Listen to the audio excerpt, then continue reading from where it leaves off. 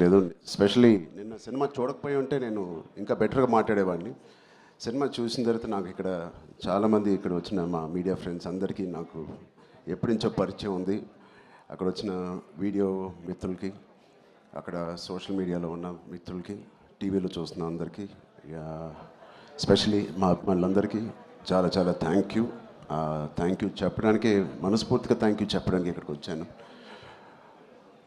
నచ్చుతూ ఒక పని చేయడానికి, నచ్చుతూ ఒక పని చేస్తూ, నాకు ఇష్టపడి ఒక పని చేస్తూ, ప్రేమిస్తూ ఒక పని చేస్తూ, ఇంకా చెప్పాలంటే నాకు తెలిసిన పని చేస్తూ ఇంత ప్రేమని పొందడం అనేది నాకు అర్థం కావట్లేదు. ఇది ఎవరో నన్ను ఈ ఆఫీస్లో పుష్ చేసి పని చేయాలి, లేకపోతే ఈ దారిలో వెళ్ళి పని చేయాలని చెప్పు. నేను స్వతహాగా నేను అనుకుని, నేను చేసి, నేను బుచ్చి అనే ఒక డైరెక్టర్ని తన కథని నమ్ముకొని ఇలా చేసినందుకు ఎంత సంతృప్తిగా ఉందంటే మీ అందరికీ నేను చాలా చాలా థ్యాంక్ యూ, శిరసూచి థ్యాంక్ యూ చెప్తున్నాను ఆడియన్స్కి.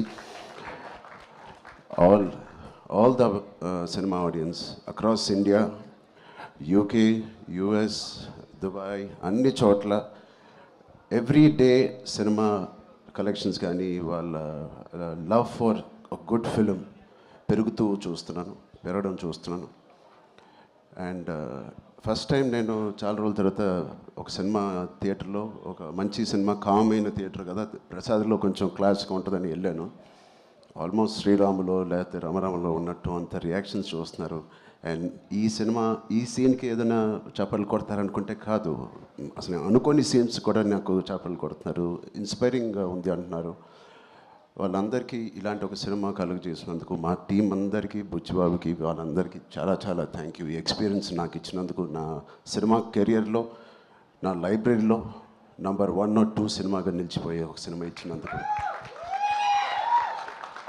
మొదటి రోజు కథ విన్నప్పుడు నేను మనస్ఫూర్తిగా వెళ్ళి నేను హగ్ చేసుకున్నాను.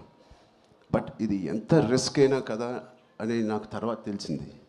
ఇది ఎట్టైనా పోవచ్చు, బట్ ఆడియన్స్ రియాక్షన్ చూస్తుంటే, వాళ్ళు రిసీవ్ చేసుకున్న విధానం చూస్తామంటే, మనస్ఫూర్తిగా ఎవడైనా ఏదైనా పని చేస్తే, కష్టపడి మనస్ఫూర్తిగా